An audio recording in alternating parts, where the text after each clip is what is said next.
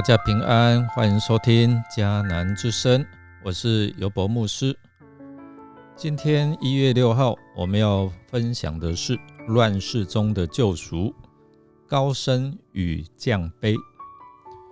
我们要再来看以斯帖记第6章。先来读今天 RPG 的金句：耶和华使人死，也使人活，使人下阴间，也使人往上升。他使人贫穷，也使人富足；使人卑微，也使人高贵。撒母耳记上2章6到7节。今天礼拜五，迦南之声的音乐的主题是飞鸟，主题乐器是长笛，用长笛的音色来呈现出飞鸟那种俏皮又自由自在的印象。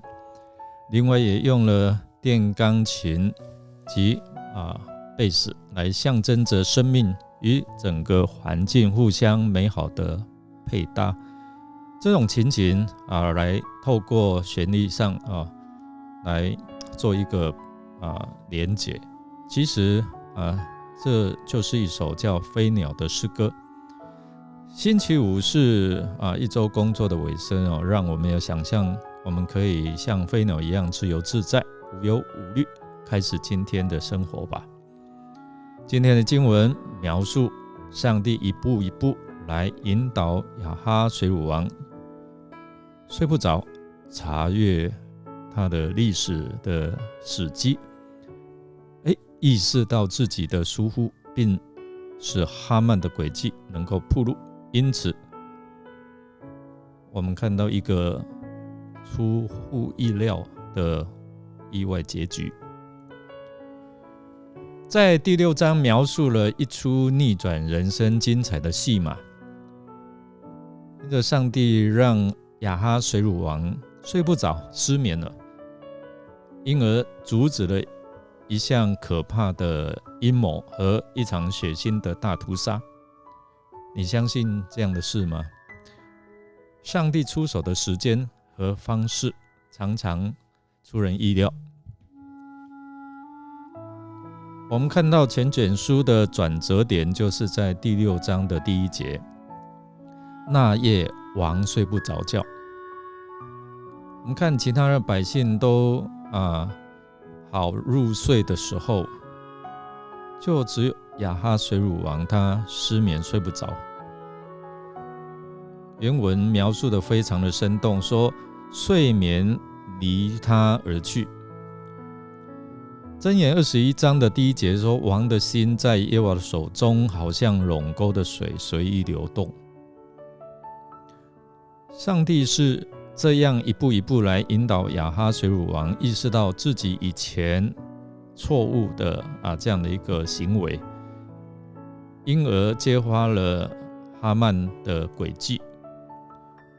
我们看到哈曼他拥有财富、成功和权力，但却因为得不到别人的尊崇，这样的一个欲念没有达成而扫兴，并带出错误的行为。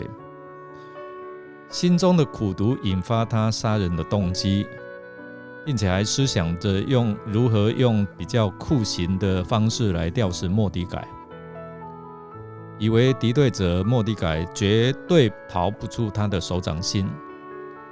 谁料到因为王的失眠而发现事实的真相。所以我们看到，应该在清晨的时候，波斯王还未正式办公的时候，哈曼就希望插队提早办妥来处置末底改的事情。因此我们看到他就一早来见王，正好王也急着要找人商量奖赏末底改的事。此时的哈曼建议显出他可能觊觎王位的野心，因为他不求高官厚禄，他只求本属于君王的荣耀。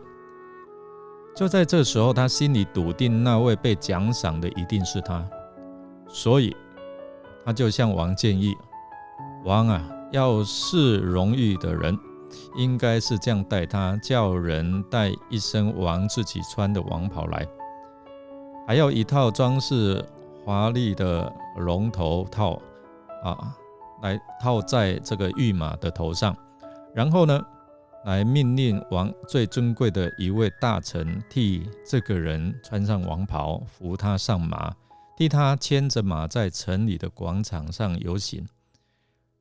他们游行的时候，这个大臣就要在前面喊着说：看啊，王这样待自己要是荣誉的人。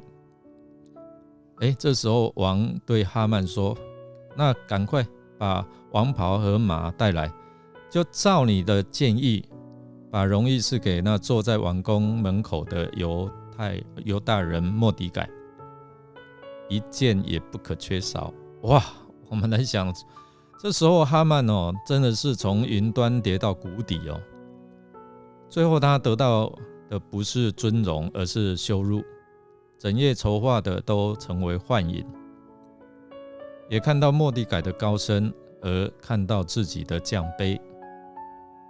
我们看这段的演变，真的是计划赶不上变化。弟兄姐妹，我们透过整体的事件让我们很清楚看到人的一生都在上帝的手中，人不高的啦，我们都没有办法掌握。是上帝使人贫穷，也使人富足；使人降卑，也使人高升。是这位上帝逆转了末底改的人生。弟兄姐妹，你是否正处在人生的低谷当中吗？不要忘记，这位神正等待你来亲近他，向他倾诉你生命当中的难处，而且他也正准备来帮助你翻转你的人生我们来默想，因为王意外的失眠，然后吩咐人来查阅历史的记录，结果发现他自己亏待了末底改，因而出现了不同的结局。你是否从这逆转人生的事件意识到，或者是体验到上帝奇妙的作为吗？让我们一同来祷告。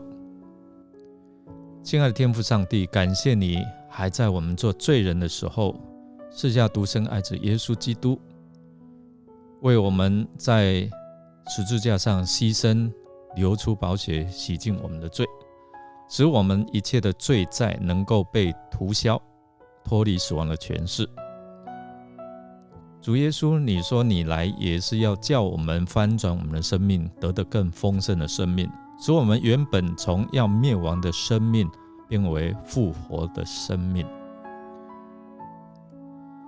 在基督里面，我们可以经历从降卑被高升的恩典。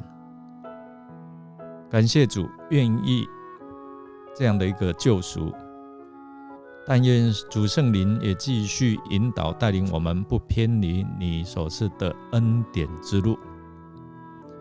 我们这样祈求祷告，是奉靠主耶稣基督的圣名求，阿们。感谢您的收听，如果您喜欢我们的节目，欢迎订阅。